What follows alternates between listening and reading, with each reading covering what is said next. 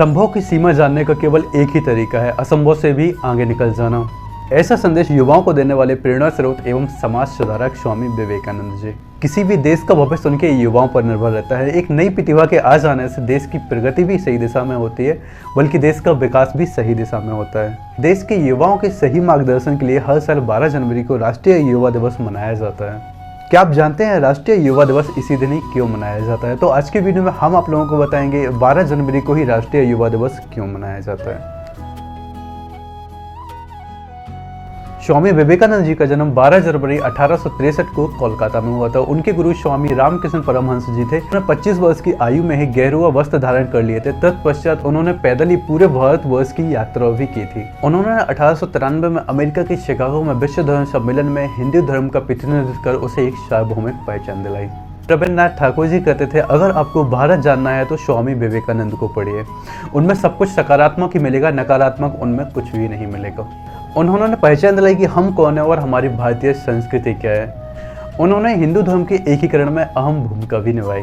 उन्होंने योग को लोकप्रिय बनाने में एक महत्वपूर्ण भूमिका निभाई। उनका मानना था कि आत्मा का कोई लिंग नहीं होता है, अतः समाज में महिलाओं का भी वही स्थान और सम्मान होना चाहिए जो कि पुरुषों का होता है। स्वामी विवेकानंद जी ने युवा वर्ग के चरित्र निर्माण के लिए 5 सूत्र दिए: आत्मविश्वास, आत्मज्ञान, आत्मसंयम, आत्मनिर्भरता और आत्मत्याग। इसमें कोई संदेह की बात नहीं है कि स्वामी जी ने भारतीय संस्कृति को राष्ट्रीय एवं अंतर्राष्ट्रीय मंच पर एक अलग ही पहचान दिलाई। ये जब संयुक्त राष्ट्रीय संघ द्वारा वर्ष 1985 को अंतर्राष्ट्रीय युवा वर्ष घोषित किया गया, तब इस बात को मद्देनजर रखते हुए भारत सरकार ने घोषणा की कि सन 1985 से हर वर्ष 12 जनवरी को राष्ट्रीय युवा दिवस मनाया जाएगा। बचपन में उनकी मां ने उनका नाम बीरेश्वर रखा था तथा उन्हें बिली कहकर बुलाती थी।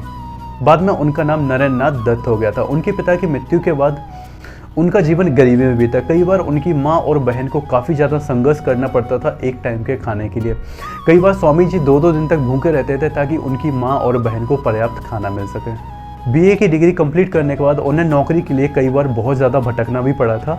एक बार स्वामी जी विदेश गए थे, वहाँ पे मिलने के लिए उनसे बहुत सारे लोग आए थे और उनमें से किसी ने उनको हेलो करने के लिए हाथ आगे बढ़ाया, तो उन्होंने इसका जवाब नमस्ते किया था कि नमस्ते।